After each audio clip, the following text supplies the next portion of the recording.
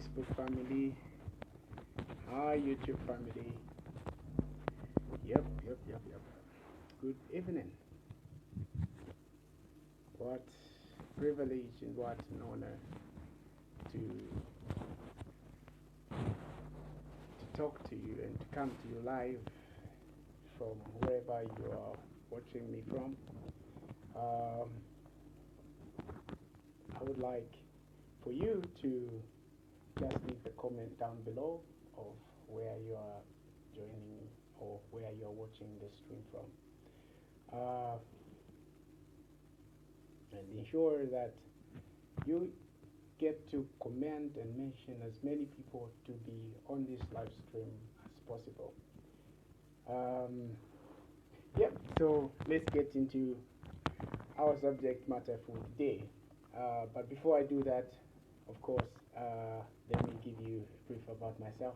I'm just doing an introduction to the next 4 days of teachings and sharing, and of course, educating each other on this platform and on my YouTube channel, which is Major Bota. My name's Major Bota, as you heard me say some seconds ago, and I'm from Livingstone in Zambia. Yep, I'm a Christian by faith, and one who would probably say I'm a kingdom addict in a lot of ways, more than one. And all my channels are practically built around inspiring and getting to build people and also um, develop other young people like myself, and also get to motivate others as well in their walk of faith or life as a whole. Of course, growing up, we had these crazy hobbies that we had, and currently, I would say, yeah, some of those hobbies have since stayed on, and we still have them as our hobbies. Um, and amongst them is this social media, which has become part of the new normal that everyone is talking about due to the pandemic. And so I thought it would be important that we get to interact and we get to share what we have experienced, and also, yeah, get to educate each other on what is really happening. Um, Amongst the many hobbies that I have, of course, let me just give you them to you as a list, as a bucket list, um, video gaming. I started video gaming, I think, when I was in grade 5, and yeah, it's since continued. I still do a lot of video games, and yeah, I still do a lot of fifulari, as my friends said we were fifulari. Yes. Then yeah, the other hobby that I probably have is visiting places, and I love traveling. Though I hate the sitting part, especially when you are using yeah, media. I'm uh, no public transport. You know, where you are seated in a bus and you've just gone to the capital city in Lusaka, then you are squeezed. Yeah, I hate that part. But either way, that doesn't stop me from traveling. Um, the other thing that I love to do during my free time, of course, is singing. Yeah, I know, I sing Chilea sometimes, but I think that is what has really helped me to get to where I am, and I've really come to enjoy where I am. Hi, Susan. Thank you. It's good to know that you're connected. I'm absolutely very much fun. Wow. Thank you for joining this live stream. Yeah, so that's it about me, and so I'll get right to what really matters. Why the impact? That's a question that I need to answer, and that's something that I think is very key for me to address during today's inaugural session. Why the impact? I did a song last year, and I titled it "Faithful." I think that was my first recorded studio song that I ever done. Like, yeah, that was my first song, and in it, just during the starting phase, I said something. The impact is a movement, and that is what it is. The impact is a movement which ends or which seeks to influence the many lives that I come across in a manner that um, changes them, other than just give false hope and then leave them halfway. But we start something and we build up. So as um, I share in this phase or in these many videos that I'm going to be doing, one of the things that you should be looking out for is how that the messages that are going to be shared are meant to change some perspectives of your life. And when you change those perspectives or just how you look at things in general, then you change your life. Because then many people have this tendency of getting inspired, and then the next thing is they are going back to uh, where they were because it seems to be more comfortable than going for the unknown.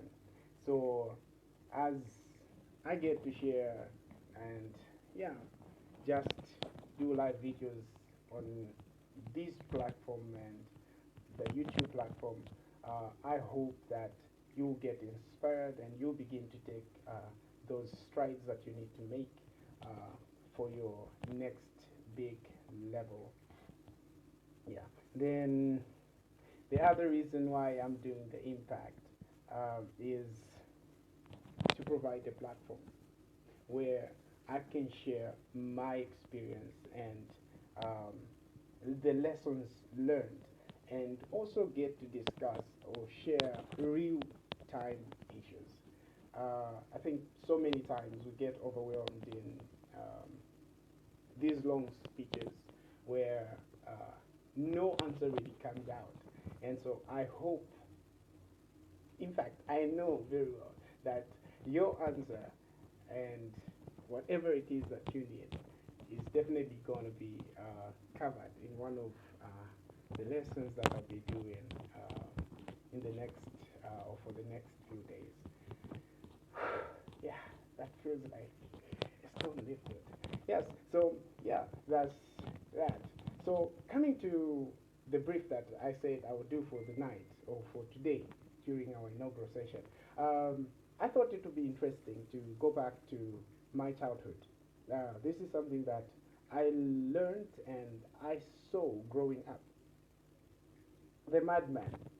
Wow, it's very much interesting to know or to see how society today looks at the madman. Uh, I grew up in Lusaka, specifically plot number A28, Mandevu. Yes, and there was this neighbor that we knew. Her name was Aunt Cecilia, if I'm not mistaken. She should still be there. She should still be there. Yeah, and she had a brother who had, yeah, just changed sides. She went, or he went mad. And then one of the things that I got to learn from Aunt Cecilia was her dedication and her willingness to help the brother who had gone mad. And continually, this mad person that um, would easily be given up by anyone would still come home to find a good meal. What am I trying to say? Let's take, for instance, let's imagine a world where we have families recognizing that the very fact that uh, someone has gone mad does not mean they're out of the family. I got, or it hurt me some few months ago, and it still does even now.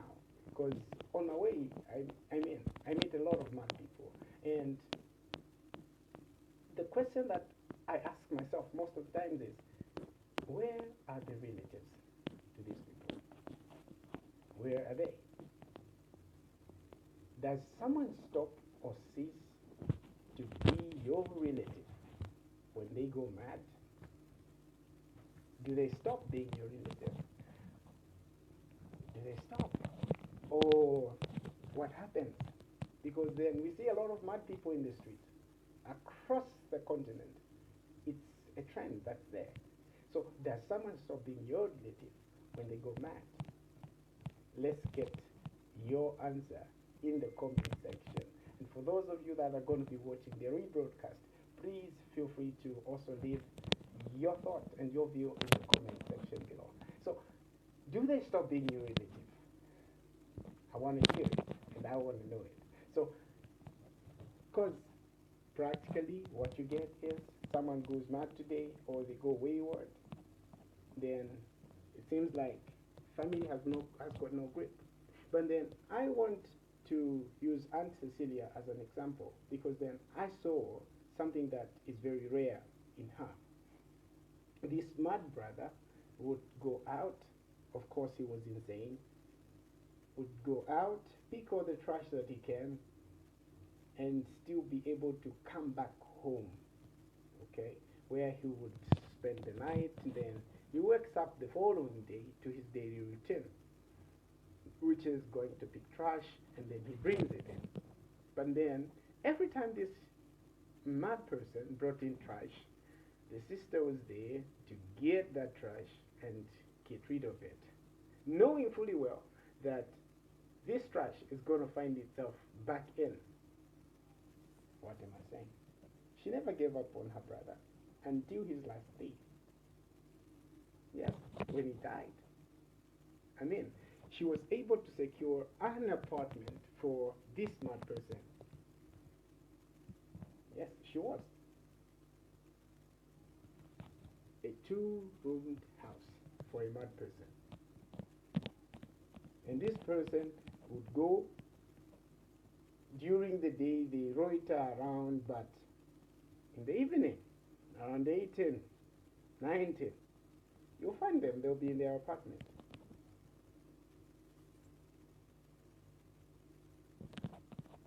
That's someone's relative. And we all have to say, he's mad, you can't help him. This, what can you do? She just taught me, that's a lesson that I've just come to realize, that there's something big there. She didn't have to wait for the world to tell her that this is your relative, irrespective of their state or their condition. She kept on supporting him. But what are you doing? What are you doing? You take them to Chainama. They come back. And all of a sudden, oh boy, they get all cranky and crazy. You leave them to wait around the street. And of course, what do you expect us to do? Most of us will just watch and see and then pass by. We'll forget about it. And yet that person who is the mad person who is staying on the street has relatives. Yes, they do. They also need food. They also need care. Maybe the question that we should be asking ourselves is, are we doing the right thing? Are we doing the right thing? Whether it's at household level or at community level or even the country at large, are we doing the right thing? Those are questions that need answers, and I want to hear your views. So make sure you leave them in the comment section below. I want to hear them. Because are we doing enough?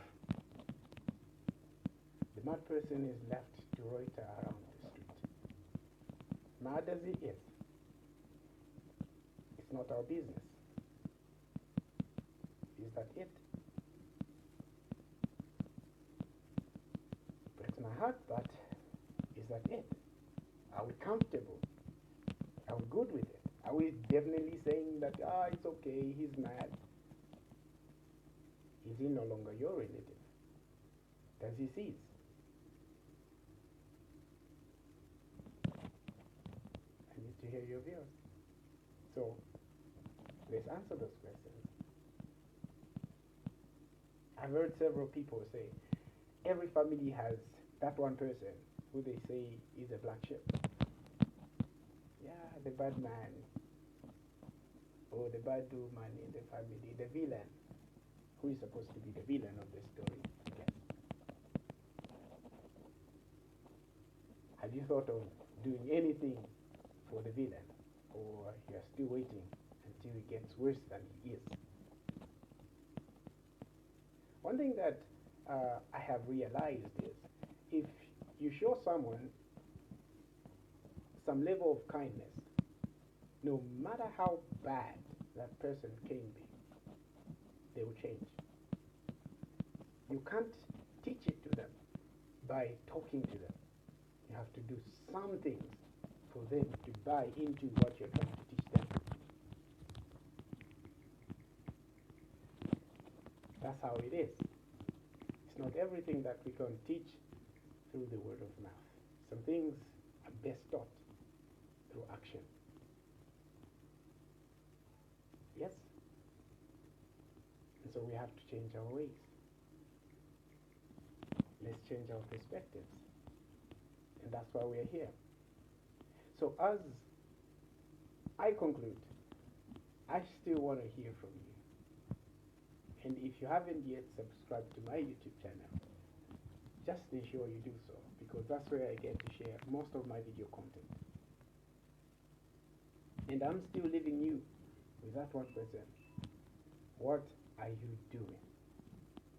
Is that person who has gone insane or mad no longer your relative? I want to hear that answer, and I want to read it. I want to read it.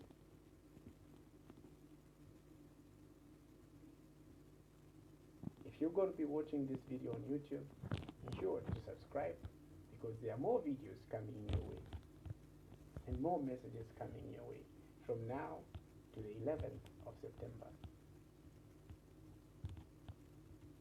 But let me hear your views, your take. What do you think about the madman?